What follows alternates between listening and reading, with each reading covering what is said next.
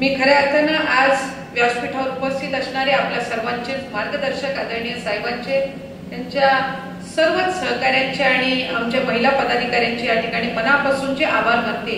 या महिला मेळाव्यासाठी आपण आज मला या ठिकाणी आमंत्रित केलं। खरं तर त्याचा उल्लेख मगाशीच या ठिकाणी करण्यात आला।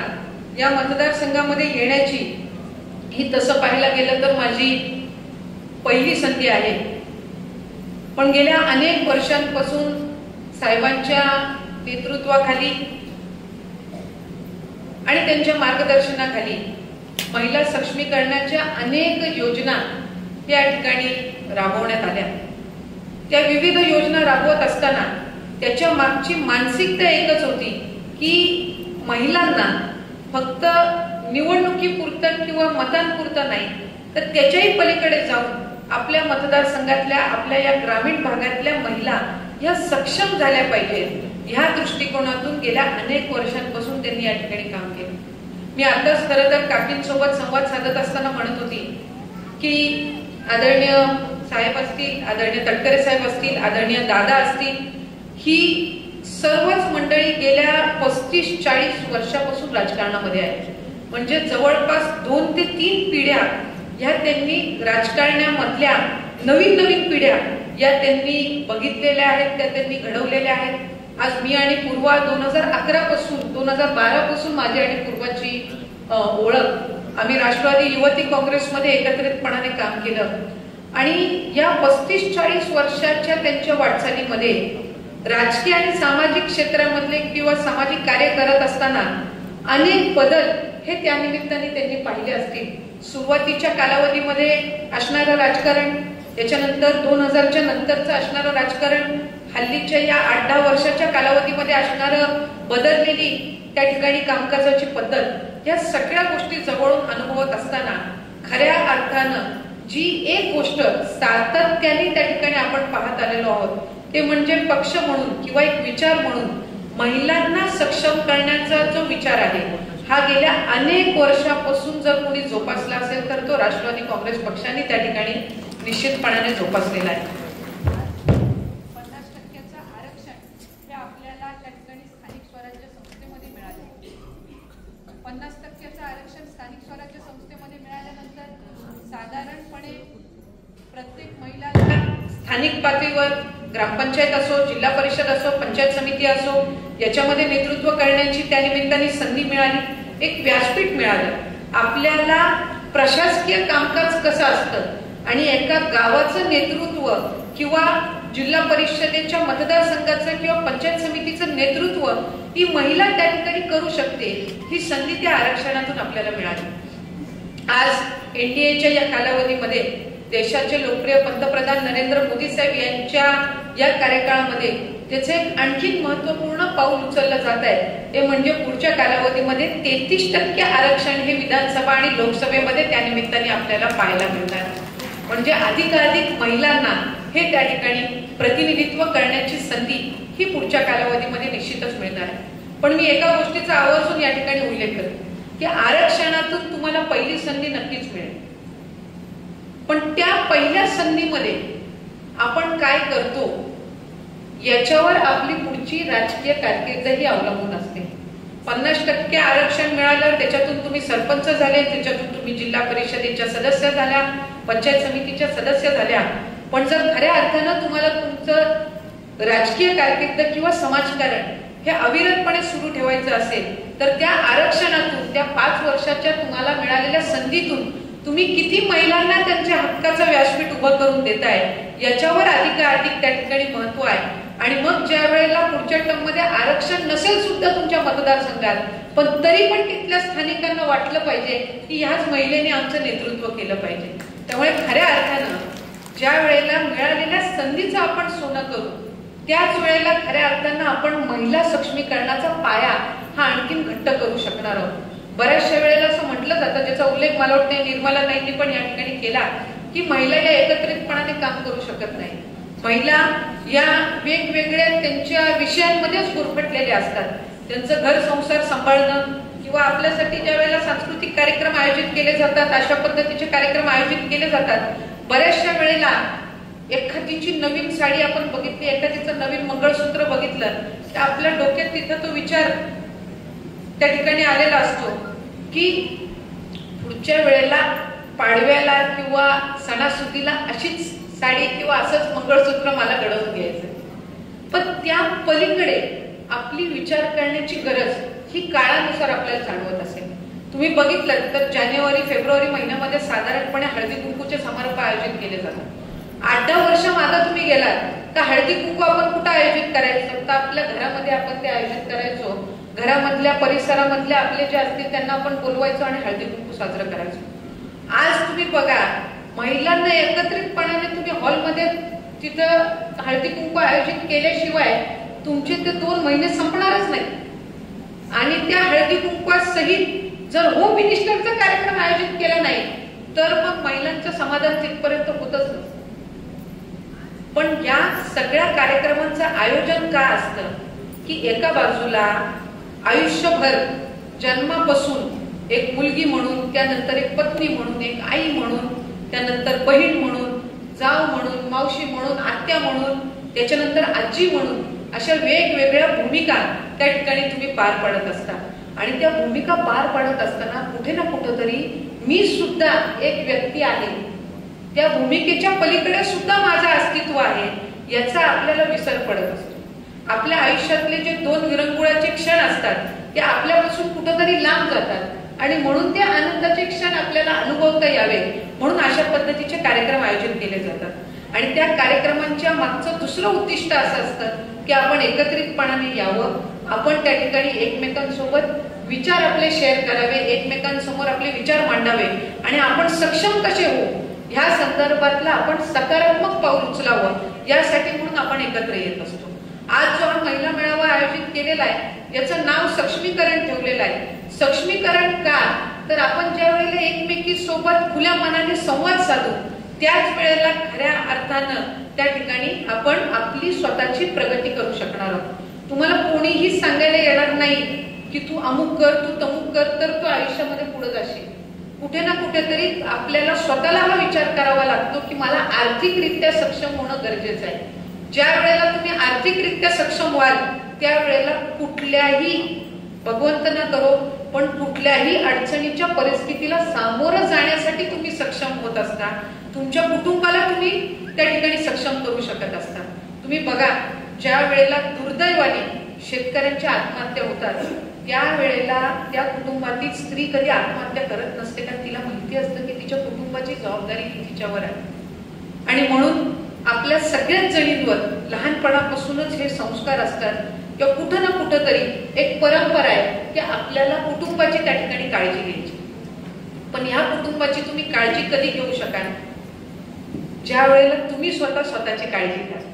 जिथपर्यंत तुमचं आरोग्य चांगलं राहणार नाही तिथपर्यंत तुमच्या कुटुंबाच्या आरोग्याची तुम्ही काही काळजी ही घेऊ शकत नसता.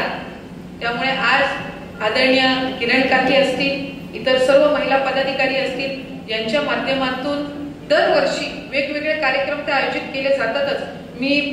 आम्ही आता हल्लीचं सोशल मीडियाचा जमाना असल्यामुळे मी असेल, पूर्वा असतील, निर्मलाताई असतील, इतर सगळ्या ताई, तर तृप्ती पण आहे, आम्ही सगळे हे एकमेकींचे कार्यक्रम जे आहे ते आम्ही त्या ठिकाणी सोशल मीडियाच्या माध्यमातून बघत असतो. पूर्वा सुद्धा कॉलेजचा फेस्टिवल आयोजित करते, युवक तरुणांसाठी ती युथ फेस्टिवल आयोजित करत असते. काकी या ठिकाणी महिलांसाठी हळदी कुंकू, होम मिनिस्टरच्या त्या ठिकाणी स्पर्धा आयोजित करत असतात. प्रत्येक जण जो आम्ही हा प्रयत्न करत असतो ते एकमेकांपासून आम्ही काही ना काही शिकत असतो. ह्या गोष्टीचा आपण सकारात्मक पद्धतीने विचार करणं गरज आहे. नाहीतर एखादी महिला सरपंच झाली मग हीच का सरपंच झाली, मी का नाही झाली, पुढच्या वेळेला मी हिला बाजूला करून मी सरपंच. ह्या विचाराच्या पलीकडे आपण सगळ्या जणींनी कुठंतरी जाणं हे गरजेचं आहे. आणि ज्या वेळेला सरपंच किंवा जिल्हा परिषदेची सदस्य, पंचायत समितीची सदस्य किंवा आमदार आणि मंत्री म्हणून आम्हाला संधी मिळते त्यावेळेला साधारणपणे आम्हा सगळ्यांचा सुद्धा हाच प्रयत्न असला पाहिजे की आमच्या कार्यकाळामध्ये आम्ही किमान 500,000 महिलांना तरी सक्षम करण्याचे एक उद्दिष्ट त्या निमित्ताने ठेवलं पाहिजे. त्यामुळे या पद्धतीचा आपण सगळ्या जणींनी विचार करणं गरजेचं आहे. आरोग्य शिबिर हे त्या ठिकाणी आपण आयोजन करत असतो. ते आरोग्य शिबिर का असतं? मी अनेकदा बघितलं आरोग्य शिबिर आयोजित केलं की महिला म्हणतात आम्हाला नाही जायचं चेकअप करायला.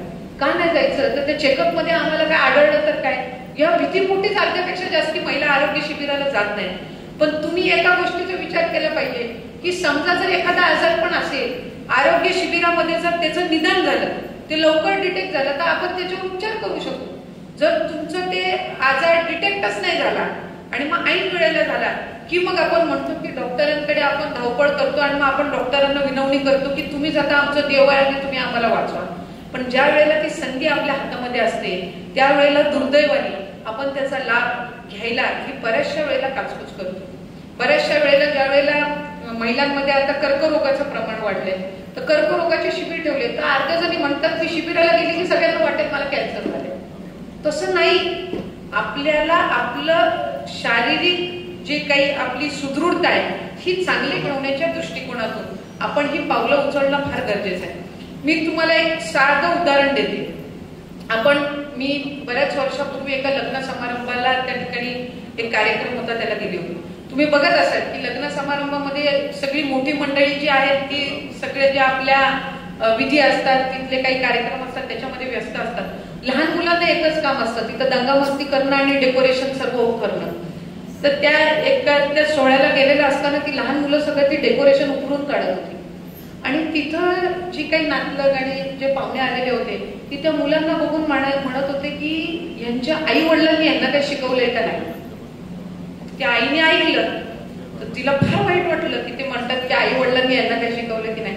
तिने त्या मुलांना घेतलं बाजूला, चांगले 2-4 धमक लाडू दिले आणि त्यांना म्हटली तुम्हाला शाळेत हे शिकवतात का? तर त्यांच्यातलं एक मुलगा उलटून म्हणला शाळेत तर हे शिकवत नाही, पण मी शाळेत मस्ती केली होती त्यावेळेला शिक्षक म्हणले की तुला आई हे शिकवते का? म्हणजे तुम्ही बघा असं उलट सुलट हे करण्याची पद्धत किती असते आणि उलटून सुलटून सगळं येतं कोणावर? आई. म्हणजे आईची भूमिका ही किती महत्वपूर्ण असते ही आपल्याला त्या गोष्टीतून अनुभवायला मिळते.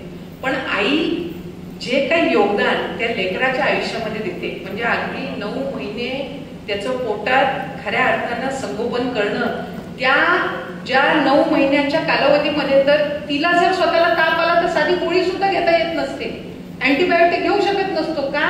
तर त्या बाळाच्या याच्यावर परिणाम होईल म्हणून.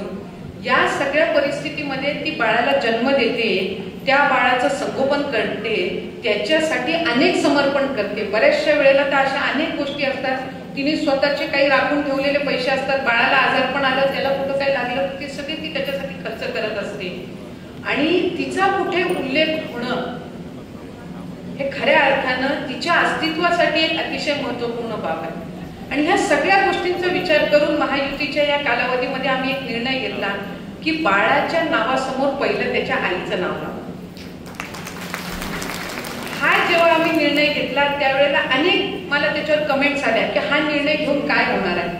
मी म्हटलं हा निर्णय घेऊन तू हा प्रश्न मला कमेंटवर विचारायच्या ऐवजी तुझ्या आईला विचार की ज्या वेळेला तू स्टेजवर तुझ्या नावासहित पहिलं तुझ्या आईचं नाव घेशील त्यावेळेला तुझ्या आईच्या नजरेमधला अभिमान बघ, तेव्हा लक्षात येईल की ह्या निर्णयाचे पडसाद हे तुझ्या आईच्या जीवनामध्ये किती येतात. एक महिला म्हणून अनेकदा आपण जे काही करतो याचा उल्लेख किंवा त्याची प्रशंसा करायला अनेकदा सगळी मंडळी कमी पडत असतात. आपल्याला दुसऱ्या कुठल्याच गोष्टीची अपेक्षा नसते. आपल्याला एकच गोष्ट वाटत असते की आपण घरात जे बनवतो ते बाळाने किंवा आपल्या नवऱ्याने किंवा आपल्या घरातल्यांनी बोलावं की हे जेवण आमचं चांगलं झालं. ह्यातलंच तिचं मोठं समाधान असतं. याच्या पलीकडे तिच्या आयुष्यातलं मोठं समाधान कुठलंच नसतं. पण ह्याची सुद्धा प्रशंसा करायला अनेकदा ज्या वेळेला आपल्याला लक्षात येतं की आपल्या जीवनामध्ये आपली पाठ पण थोपटत नाहीये, त्यावेळेला आपण सगळ्या जणींनी हा विचार केला पाहिजे की स्वयंपाक चांगला झाला, तुम्ही खाल्ल्यावर तुम्हाला आवडलं की थोडे आपणच स्वतःची पाठ कधी थोपटली की आपल्याला आपलं प्रोत्साहन त्या निमित्ताने मिळत असतं. तुम्ही 60-70 ओलांडली आणि आरशात बघितलं की तुम्हाला वाटलं पाहिजे की मी पण या आरशामध्ये दिसते, फक्त एक आई, पत्नी आणि आजी दिसत नाहीये, तर मी स्वतःलाही या आरशात बघत आहे. म्हणून तुम्हाला सक्षम होणं हे त्या ठिकाणी गरजेचं आहे. आम्ही मुख्यमंत्री लाडकी बहीण योजना आणली त्यावेळेला अनेक जण म्हणायचे 1500नी काय होणार आहे. मी त्यांना म्हटलं ज्यांच्याकडे सगळं आहे त्यांना 1500चा काहीच फरक पडत नाही. पण जी महिला घरकाम करते, त्या घरकामातून ज्या वेळेला ती पैसे राखीव ठेवते आणि तिच्या मुलांचं शिक्षण त्या ठिकाणी ती चालू ठेवण्याचा प्रयत्न करते, तिला विचारा की 1500चं मूल्य काय. जी माझी महिला शेतीमध्ये कामकाजाला जाते, 300-400 तिला त्या ठिकाणी मजुरी मिळत असेल, तिला तुम्ही विचारा की महिन्याच्या 1500चं महत्व काय. आणि म्हणून महायुतीच्या सरकारने जी ही योजना मुख्यमंत्री लाडकी बहीण आणली, ही योजना अशाच पद्धतीनं पुढेही चालू ठेवण्याचं आमचं उद्दिष्ट आहे. कधीही ही योजना बंदही होणार नाही याची दक्षता आम्ही सर्व मंडळी त्या ठिकाणी आदरणीय मुख्यमंत्री आणि दोन्ही उपमुख्यमंत्र्यांच्या त्या ठिकाणी मार्गदर्शनाखाली घेत आहोत. आज जवळपास आपल्या आंबेगाव तालुक्यातल्या 65,000 पेक्षा अधिक महिला लाडकी बहीण योजनेचा लाभ घेत आहेत. म्हणजे 65,000 कुटुंबांना आज या योजनेच्या अंतर्गत आपण त्या महिलांना त्या निमित्ताने लाभ देत आहोत. आणि बरेच प्रसार माध्यम असतील, अनेक जण म्हणतात की आता 26 लाखाची स्कूटीनी निघाली, मग 50 लाखाची निघेल. मला आपल्याला सगळ्या जणींना सांगायचंय की जवळपास आज 2,47,00,000 महिलांना आपण दर महिन्याला हा लाभ देतो. महाराष्ट्र राज्य हे एकमेव राज्य आहे जे 2 कोटीपेक्षा अधिक महिलांना लाभ देते. इतर राज्यामध्ये 1.5 कोटी संख्या आहे, 1.25 कोटी पर्यंत असेल, पण 2 कोटीपेक्षा अधिक लाभ देणारं महाराष्ट्र राज्य हे एकमेव राज्य आहे, ज्याचाही आवर्जून मला या निमित्ताने उल्लेख करायचा आहे. मी मधल्या कालावधीमध्ये मराठवाड्यामध्ये गेली होती आणि तिथं काही मंडळी आली, सर्व पुरुष मंडळी होती. ते म्हटले की ताई, आमच्या शेतीच्या कामाला आता महिला येत नाही का, तर तुम्ही 1500ची स्कीम चालू केली आहे म्हणून, मग त्या आम्हाला आता मिळत नाही. तर बऱ्याचशा शेतीमध्ये काम करणाऱ्या महिलांसोबत मी संवाद साधला. तर म्हटलं आता आम्हाला महिन्याला 1500 मिळतात, आम्हाला शेतीमध्ये काम करायची काही गरज नाही वाटत. मी त्यांना म्हटलं की तुम्ही हा विचार चुकीचा करताय. तुम्हाला 300-400 रोज दिवसाचे मिळतात, म्हणजे ते तुमच्या दिवसाच्या खर्चाला होतात. तुम्हाला ही 1500 तुमची सेव्हिंग राहील. तुम्ही जर काम बंद केलं तर तुमच्या शरीराचा व्यायाम तर जाणार, तुमचं रुटीन सगळं चुकणार. कारण इतक्या वर्ष तुम्हाला शेतीमध्ये काम करण्याची त्या ठिकाणी सवय झाली आहे आणि ते अचानक तुम्ही हे 1500 मिळतात म्हणून बंद केलं, म्हणजे महिलांचा विचार बघा कसा असता. आपण खरं तर प्रॉफिट किती होतं हे बघितलं पाहिजे. आपण काम करून हे 1500 सेव्हिंग कशी राहील हे बघितलं पाहिजे. तर त्याच्या उलट महिला ज्या आहेत त्या 1500 मिळाले म्हणजे आपण त्या 1500 मध्ये खुश आहोत. तर असं न राहता ते आपल्याला आणखी कुठं गुंतवता येतील ह्यासाठीचा आपण प्रयत्न त्या निमित्ताने केला पाहिजे. नागपूर मधल्या 3,500 महिला एकत्र आल्या आणि महिन्याला 1500 मधल्या 1000 आणि 500 ते गुंतवतात आणि त्यांनी सोसायटी जी स्थापन केली 30 लाखापेक्षा अधिक आज त्यांच्याकडे ते गुंतवणुकीवरना त्यांच्याकडे ती रक्कम जमा झाली आणि आता ते इतरांना कर्ज देत आहेत. त्यांचं स्वतःचं कार्यालय त्यांनी 11 महिन्यामध्ये तयार केलेलं आहे. तर अशा पद्धतीची गुंतवणूक ही आपण सगळ्या जणींनी त्या ठिकाणी करणं आणि त्या संदर्भातला विचार करणं गरजेचं आहे. दुसरी एक अतिशय महत्वाची गोष्ट जी महिलांच्या दृष्टीने त्या ठिकाणी महत्वपूर्ण आहे. आता सगळ्या जणींकडे फोन आलाय, बहुतांशी जणींकडे आता व्हॉट्सअपचा वापर आहे.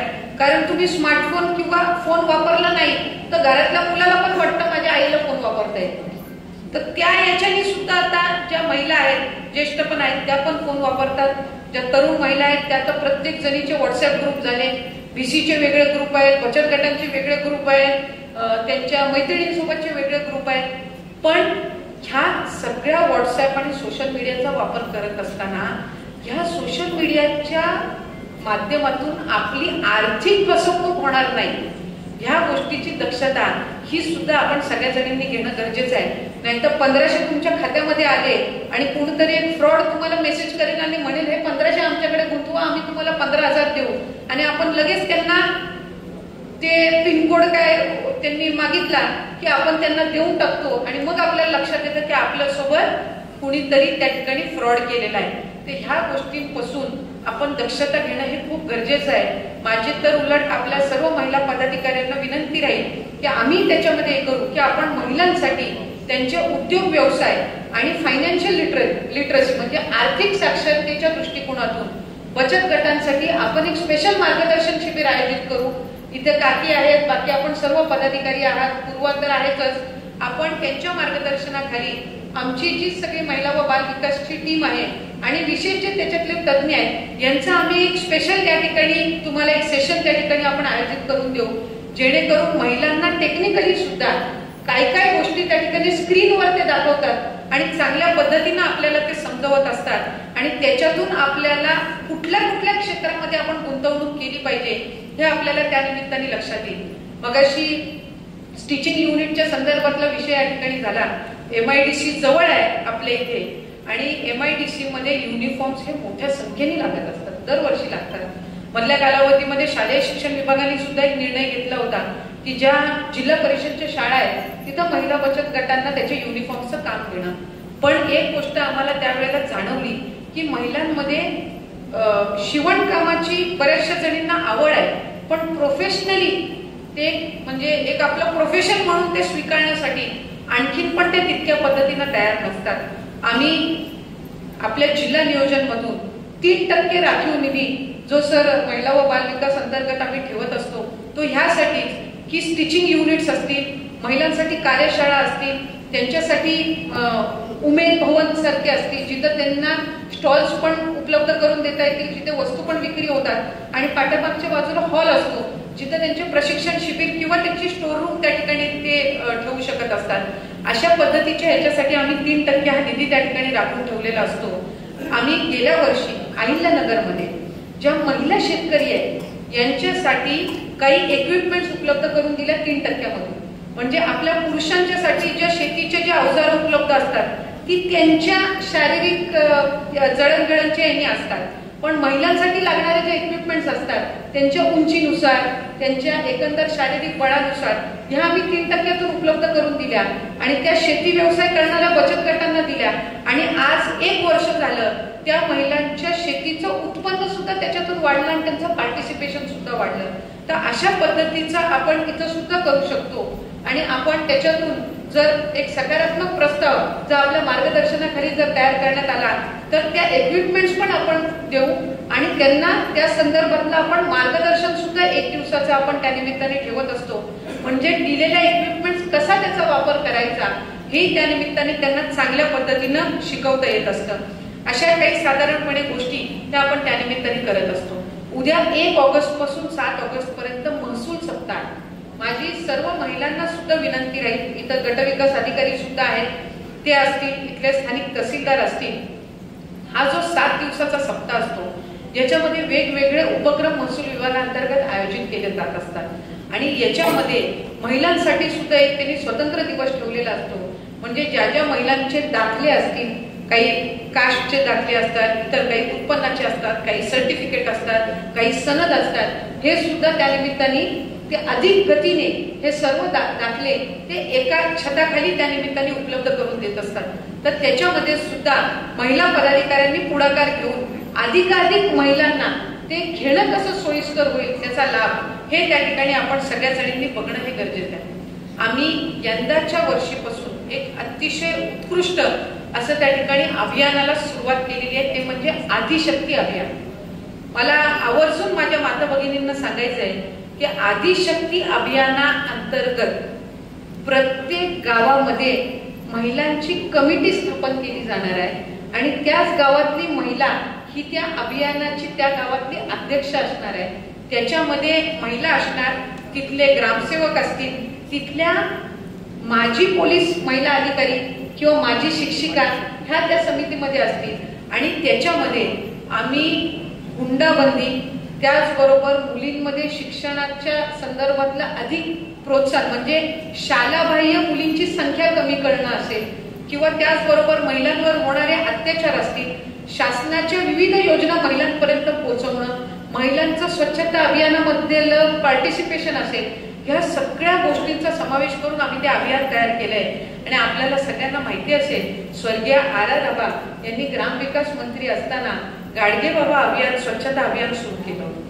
ज्या वेळेला स्पर्धात्मक पद्धतीनं आपण अभियान सुरू करतो त्यावेळेला प्रत्येकीला वाटतं की आपल्या गावाला बक्षीस मिळालं पाहिजे.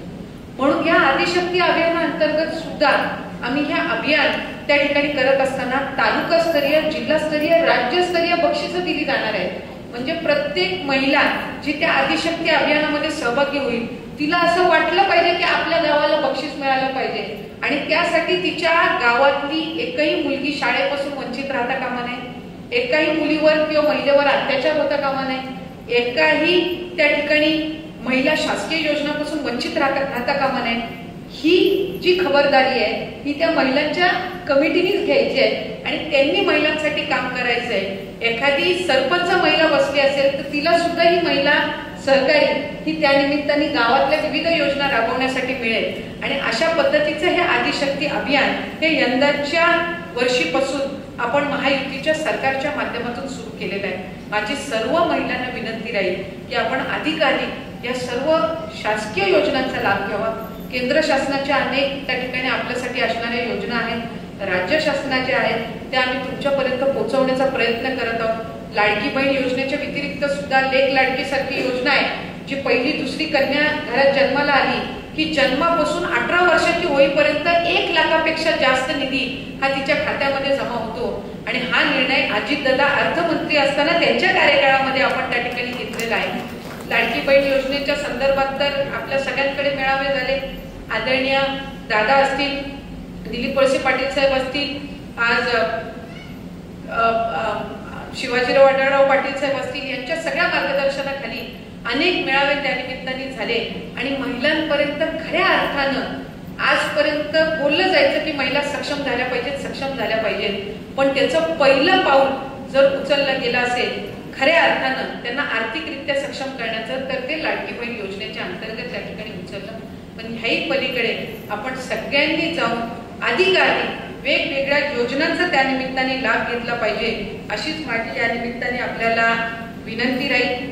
आज आदिवासी माझ्या ज्या माता भगिनी आहेत ज्यांचा एक लेझिम पथक हा त्या निमित्ताने त्यांनी आमच्या सगळ्यांचं स्वागत केलं, त्या पथकाचा सुद्धा मी आवर्जून या निमित्ताने उल्लेख करीन, त्यांचंही अभिनंदन करीन। आमच्या जिल्हा परिषदेच्या माजी सदस्य आहेत ज्यांनी त्याच्यामध्ये पुढाकार घेतला, सगळ्या महिलांना एकत्रित आणलं आणि एक चांगल्या पद्धतीचं लेझिम पथक आपण तयार केलं। महिलांनी ज्या वेळेला महिलांच्या कार्यक्रमाचं ज्या वेळेला अशा पद्धतीनं स्वागत करतात त्यावेळेला खऱ्या अर्थाने एक वेगळ्या पद्धतीचा एक अभिमान त्या निमित्ताने आम्हाला सगळ्यांनाच वाटत असतो। आज दिलीप वळसे पाटील साहेबांच्या मार्गदर्शनाखाली आपण काम करता। मला आवर्जून सांगायचंय, आदरणीय तटकरे साहेब असतील, दिलीप वळसे पाटील साहेब असतील, दादा असतील, यांनी अनेक वर्ष एकत्रितपणाने काम केलं। माझा पहिला संवाद साहेबांसोबतचा 2004-2005 मध्ये होता। साहेबांकडे त्यावेळेला ऊर्जा खातं होतं आणि ऊर्जा खातं असताना 12वीची माझी परीक्षा होती आणि त्यावेळेला राज्य भारनियमाच्या संकटातून जात होतं आणि त्या संकटातून काढण्याचं पहिलं पाऊल हे साहेबांच्या कार्यकाळामध्ये उचललं गेलं आणि 12वीची परीक्षा होती त्यावेळेला 3-4 तास लोड शेडिंग असायचं। माझा दुसऱ्या दिवशी पेपर होता, 3 तास होऊन गेले। 4थ्या तासाला ज्या वेळेला लाईट आली नाही तर मी खरं तर वडिलांना माझ्या फोन केला, म्हटलं पप्पा लाईट आणखीन आलेली नाही, उद्या पेपर आहे। पप्पा आमचे होते माथेरानच्या राणीचं त्यावेळेला म्हणजे ट्रेनचं त्यावेळेला उद्घाटन होतं। मला ते म्हटले साहेबांकडे खातं आहे, तू लँडलाईन वर फोन लाव, त्यांच्या पीएनना सांगते देतील फोन। मी म्हटलं तुम्ही काही सांगता, म्हणजे डायरेक्ट कसं लाईट गेले घरातली म्हणून कसं फोन लावणार आपण। ते म्हणले लाव तू बघ। मी फोन लावला साहेबांना, मी म्हटलं साहेब लोड शेडिंग 3 तास असतात, 4 तास झाले, उद्या 12वीचा पेपर आहे। मी साहेब म्हटले म्हणजे काही अगदी म्हणजे आता जसं एकदम मोजक्या शब्दातलं हे असतं तसंही त्यावेळेला ते 2च मोजक्या शब्दातलं होतं। म्हणजे असं ते म्हटले ठीक आहे आणि त्यांनी फोन ठेवला। फोन ठेवून 5 मिनिटं पण झाली नसतील आणि लाईट आला होता। हा माझ्या म्हणजे स्मरणातला त्यांच्यासोबतचा हा पहिला संवाद आणि त्याच्यानंतर 4 वर्ष ते खातं त्यांच्याकडे होतं। त्याच्यानंतर अर्थ खात्याची जबाबदारी त्यांच्याकडे होती। पहिलं मला वाटतं हायर अँड टेक्निकल एज्युकेशनचं होतं, त्याच्यानंतर गृह खातं होतं। अनेक अशी खाती त्यांनी त्या ठिकाणी सांभाळली। मी वडिलांसोबत काम करत असताना अतिशय जवळून त्यांना अनुभवायची संधी मला मिळाली। मी जिल्हा परिषदेची सदस्य अध्यक्ष 17 मध्ये जरी झाली असेल तरी ज्याचा मगाशी मी उल्लेख केला की पूर्वाताई आणि माझी पहिली ओळख ही 2011-12 मध्ये ज्या वेळेला युवती काँग्रेसची स्थापना झाली त्यावेळेला झाली।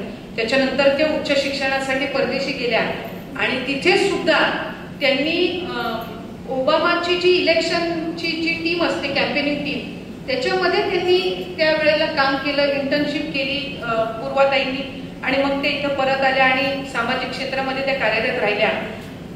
सभागृहाचं कामकाज मी राजकारणात निवडणुकीच्या राजकारणात यायच्या आधी अनेक वेळेला मला त्या ठिकाणी गॅलरीमध्ये बसून ती पाहण्याची संधी मिळाली आणि साहेबांचं असेल अनेक त्यावेळेसच्या दिग्गज मंडळींचं आर आबांचं सुद्धा शेवटचं भाषण ऐकण्याची संधी मला गॅलरीतून त्यावेळेला मिळाली होती. आणि एक लोकप्रतिनिधी म्हणून जरी आज आम्ही या ठिकाणी पहिल्या दुसऱ्या टर्मचे आमदार किंवा मंत्री म्हणून काम करत असलो तरीही गेल्या 30-35 वर्षाचा जो ह्या सर्व ज्येष्ठ मंडळींचा अनुभव आहे यातून आम्हाला शिकायला मिळालं.